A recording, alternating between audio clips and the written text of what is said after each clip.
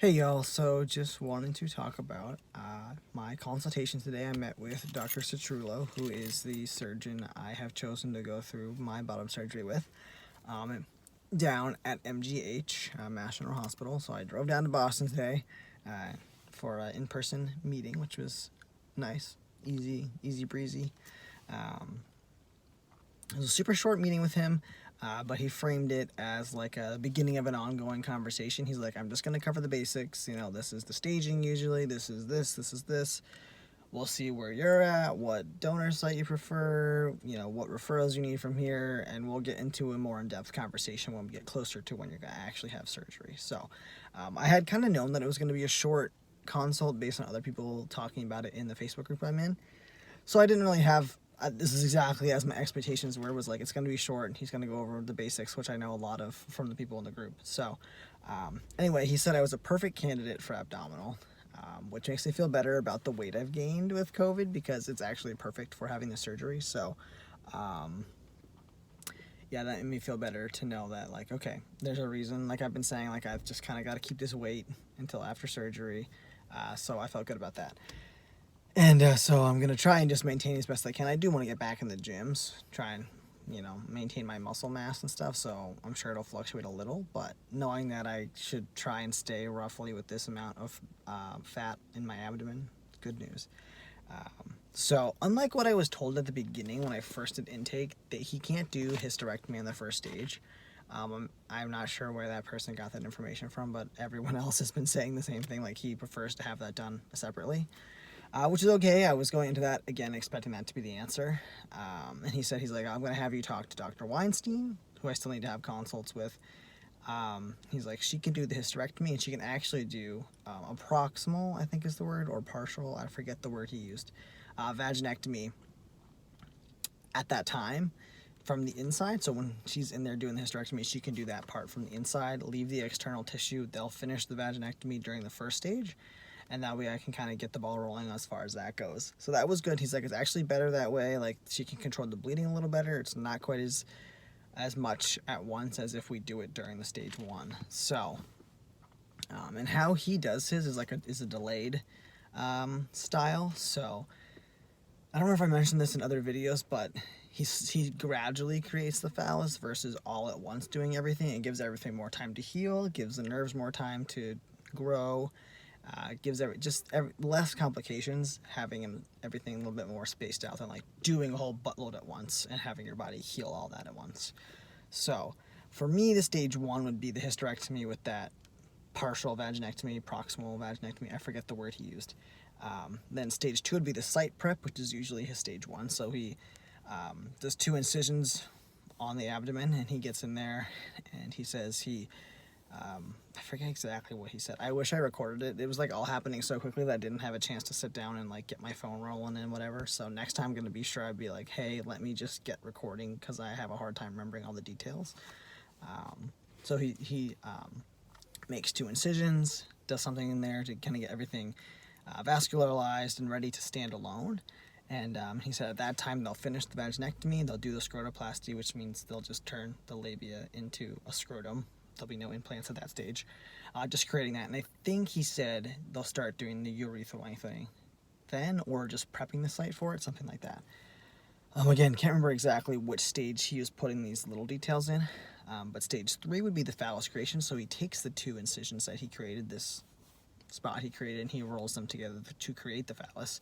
It still ends up sitting slightly higher up on you. It's not in position yet.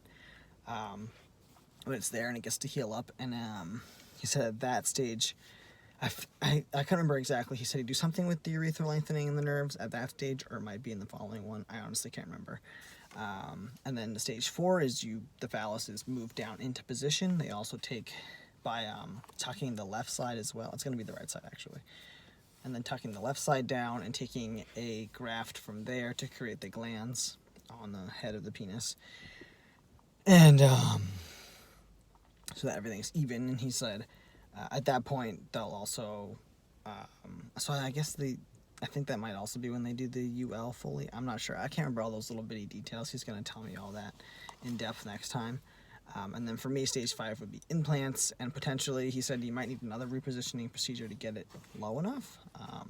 He's like, we'll have to see how it goes in the first 2 stages, but you might need a 5th one just to get everything kind of finalized, little touch-ups here and there. And if I wanted to do implants, I'm not sure that I want an erectile device. I need to talk to him about complications with that and things like that, and if I would want that, and also if I want to have testicular implants, or if I just want to have the sac there by itself. So that stage is kind of like the touch-up finishing stage. So also, interestingly enough, he told me about how he kind of, I don't know who first started this method. He's not the one who created this method, but there's a bunch of surgeons that are starting to do it this way, where it's actually based on like a tummy tuck procedure for women who've given birth, where they tuck the tummy, and in that particular tummy tuck for cis women, they tell you to leave like a 6 to 7 inch gap between the belly button and where the top of the vagina or something like that, so that the urethra doesn't get pulled up when you tuck the tummy. And he said, but in this case, you know, because obviously cis women don't want the urethra to be facing up, because then you start peeing standing straight like that rather than down like when you're sitting.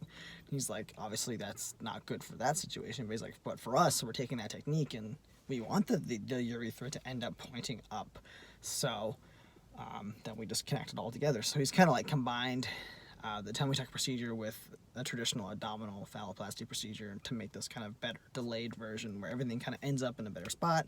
And the way he does it, the scar ends up on the bottom side of the phallus, so it's not visible on the top, and just better healing, all sorts of things like that. So I feel like I'm like speed talking. Next step for me right now is to wait on referrals. So my insurance, I was supposed to meet with the urologist today, actually, right after my appointment with Dr. Cetrulo, but my insurance wouldn't approve it without the prior authorization from Dr. Cetrulo. So I couldn't get anything for the other 2 surgeons, the gynecologist or the urologist, until I met with Dr. Cetrulo. So that's my next step, is waiting for them to write up the letter of medical necessity for my insurance, so that they know that I need to meet with the other 2 surgeons as well, because they're all teaming up on my surgery.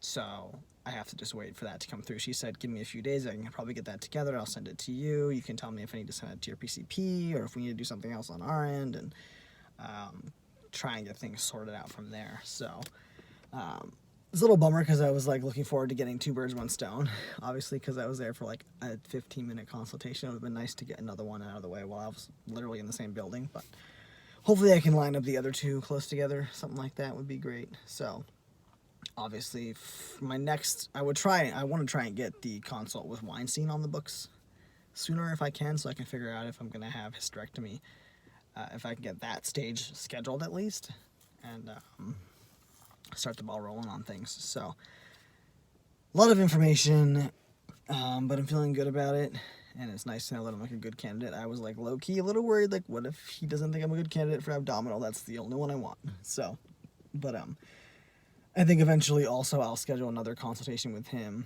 I think after I've met with the other 2, where we just go over things in a more in-depth way of like, this is your actual staging, this is, here's some photos of results, here's what you can expect, like things like that will be at a future consultation. Like he said, he's like, this is the beginning of a conversation, you know, we're not really going to get into it today. I just want to see where you're at, and we can go from there. So I feel really good about it. And if people have questions, leave them in the comments. I can try and answer them as best I can. I think I got through most of everything that he said.